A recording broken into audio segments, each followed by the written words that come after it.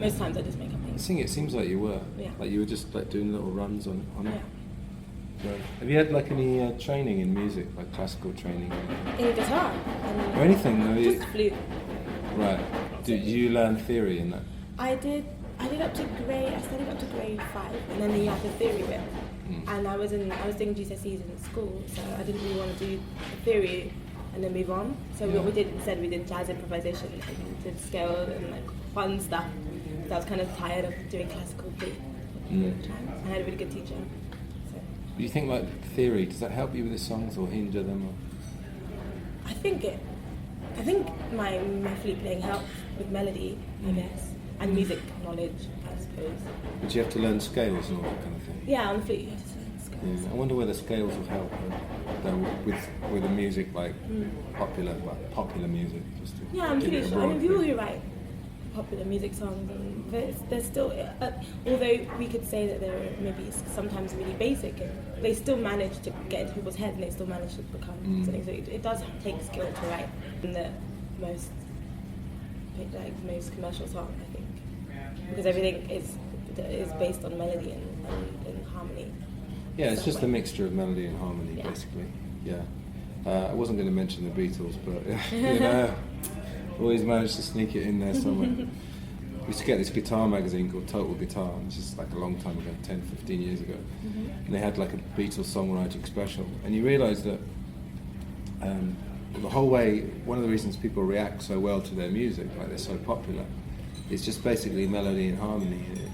And it's almost like a scientific thing. Like, they actually proved, I think I said this when I interviewed James, never mind. It's almost impossible not to like certain melodies, because it's been proved that certain combinations of melodies light people's brains up, basically. It lights up something in the brain. So it just comes down to that melody and harmony. But like when you compose, are you fairly kind of free in your mind, you know?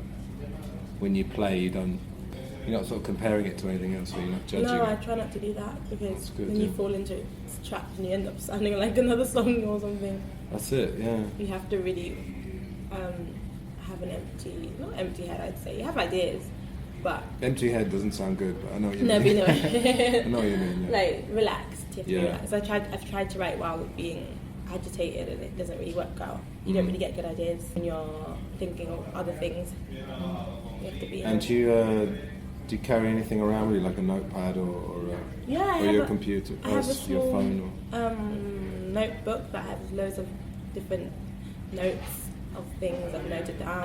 I sometimes use them for lyrics or just words people say. And like one day I was on the train, waiting for the metro in Madrid, like 1 o'clock in the morning, and this guy comes, and I had the guitar with me, and he's like, I'm a musician, I play the clarinet, I have these books, and he said,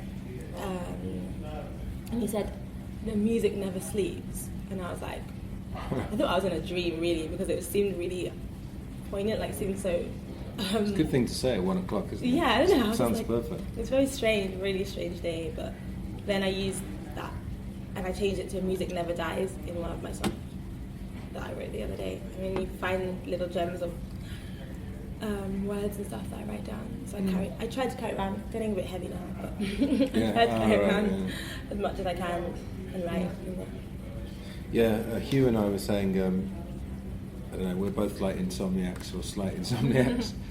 I was saying sometimes you wake up in the middle of the night and you're in a different state. You're in slightly hazy or a bit tired or whatever.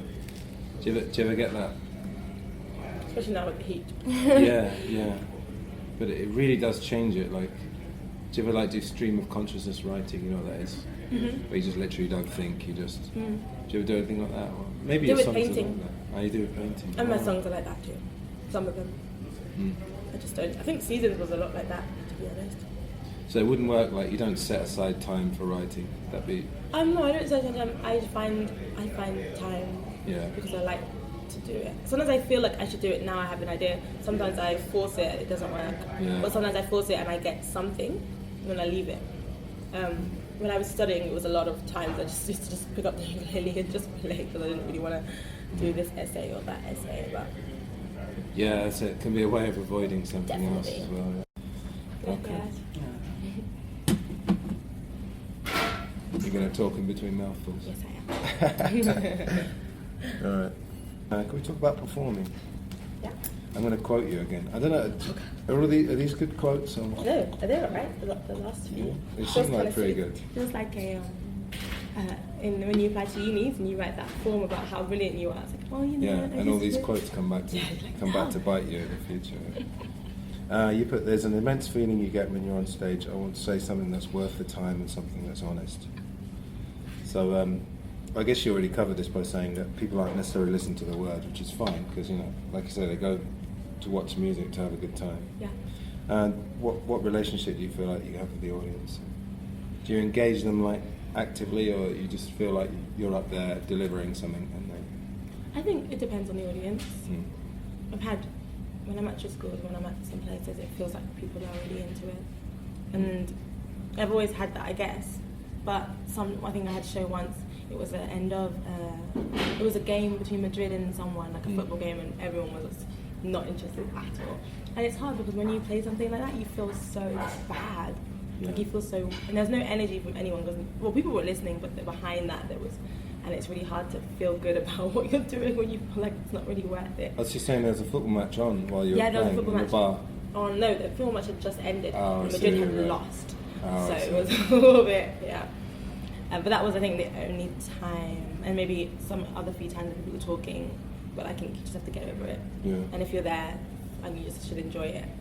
Did a gig once in Thailand, and there was about, I don't know, 30 or 40 people in a bar, and they were all looking like the whole time in my direction. I was going, oh, this is great, you know, they're listening well, and then someone pointed, and behind me was a flat screen showing a football match with no sound. So the whole time they'd just been concentrating on that. Oh, no. But I suppose I provided a soundtrack to the match at least. Yeah. So you said, do you get nervous? Do you get less nervous now? Less and less.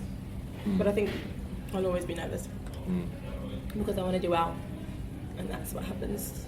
I mean, it's not hindering. It's not like like it's ruins everything. Yeah.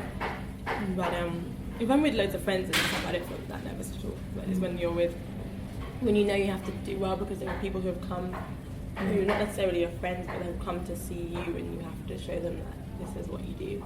Especially they paid a little bit as well. Yeah, exactly. So. Yeah. Maybe like being nervous is a good thing as well, because maybe if you're too calm, maybe it's less passion. Or, Yeah, no, it's true, definitely. Nervous is good. It shows that you want to do it. Yeah. I always quote this thing that I had an acting teacher, because I went to drama school, and he said, learn the script, but don't learn it too well, you know. Learn it so there's always a tiny chance that you might forget the line. But, you know. That's true. Okay. What else have we got here? Do you do many covers, or do you learn many other people's songs or not? For Margot, for the one for an hour and a half, we did a few covers, but it's quite last minute. That was interesting because I did a David Gray cover. No, you didn't. Can I edit that out? No. And I did Sixto Rodriguez cover.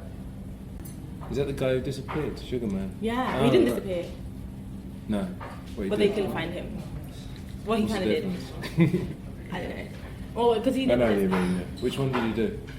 I did Sugar Man, and I would have done more of his, but obviously I didn't think doing his whole album would be. Yeah. Some people are snobby about covers, aren't they? Yeah, I understand.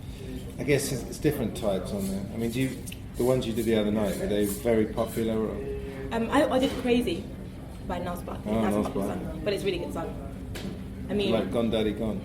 no, I've not heard that. Have you not heard that? Oh, that's good. I think it's on the same album. But I just don't like doing covers if I haven't invested time to make them my own. Yeah. I don't like doing covers if I'm just gonna sing it. Exactly the try and same. sing it exactly the same. That makes me annoyed. It gets me agitated. But if I actually work at it and make it feel like it's my own, or I feel like the song is worth it, then I'll. Because it can get a bit like karaoke. I Yeah, guess, exactly. can't it? You want to do it well. I understand why you wouldn't want to, especially if you've got songs and you replace them with others. I think it's best to do your own songs. But if you want to do a cover and you want to make it your own, go for it. And what covers do you like? You do Sunny, obviously. You used to do that quite Yeah, a I bit. did that so much. Yeah, because I did didn't you have. burn that one out? I did, but I like it. It's quite relaxing. Yeah. It makes people relax too. So. No, but you definitely made that your own. And I don't think I've heard the original actually. I only know the Boney M one, which is obviously quite a bit different.